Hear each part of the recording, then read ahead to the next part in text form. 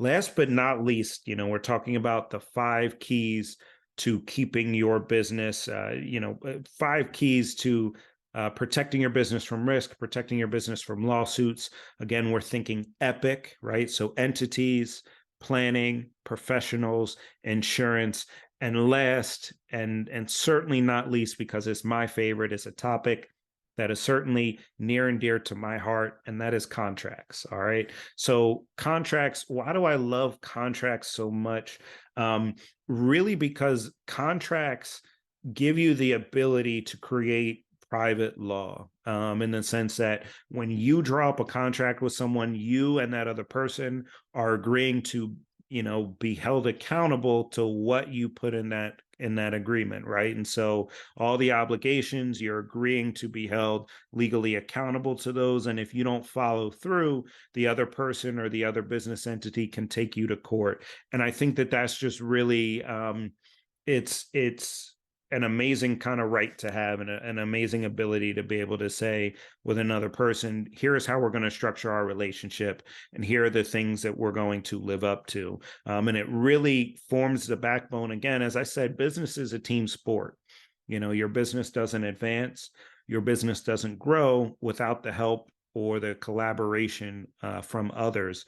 And so contracts, whether it's a handshake agreement or signed, sealed, and delivered Stevie Wonder, either way, those contracts create the backbone of your business relationships, right? And so a contract can be used in terms of protecting yourself from risk, protecting yourself from lawsuits. A contract can be used to shift risk, right? And so in that situation, we're thinking about like an indemnification clause, where it's saying, okay, if this particular type of thing happens, or if this particular type of thing goes wrong, one party or the other is going to be responsible for it. So that language, you often see, someone agrees to indemnify, defend, and hold such and such harmless, right? That's an indemnification clause, and it's shifting the risk of certain behavior between two parties, right?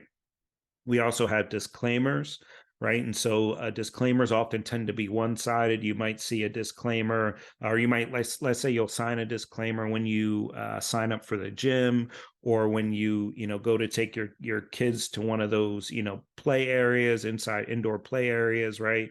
You'll sign a disclaimer saying that you agree not to hold the business responsible or liable, right? And so disclaimers can be used in a lot of different contexts, but at the end of the day, what the business is doing when they have a disclaimer in their contract is they're saying, we don't accept responsibility, and you are accepting responsibility for the risks of injury in the event that something does happen, right?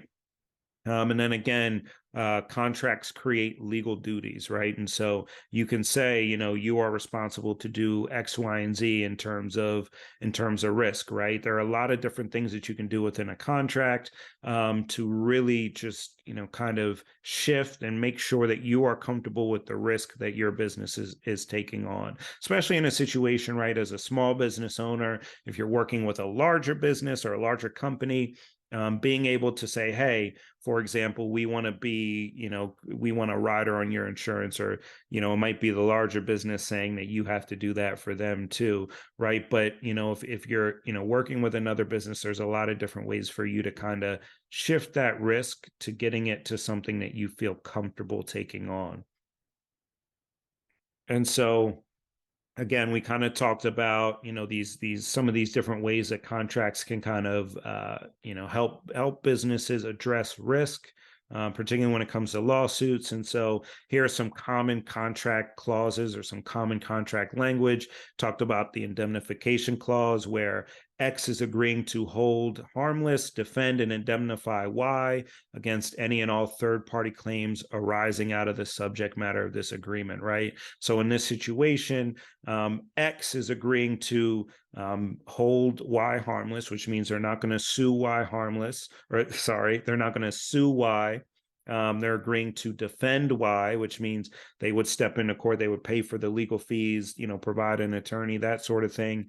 And they're agreeing to indemnify Y, which means if Y is found, to be the cause of an injury, and they owe something to the injured party, that X will step in and pay for that. That's what indemnification is, right? And so in this situation, it's saying that they agree to do that against any and all third party claims, right? And so any claims from a third party in relation to the subject matter of this agreement, right?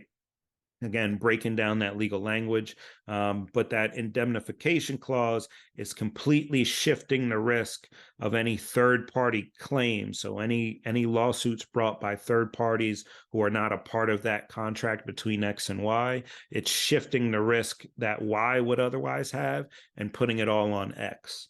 Right. Another example here, we have a disclaimer, right? So X is not responsible for the risk of injury during your time in the studio, right? Simple and plain. I think we can all understand what that means. It's X saying, when you're in the studio, whether it's a dance studio or an art studio or a music studio, we are not responsible for, any injuries that occur. Right. There may be some legal limitations on that, but you get the idea, right? And then here we have a confidentiality clause, right? And so this is placing a legal responsibility on one party to keep certain information confidential.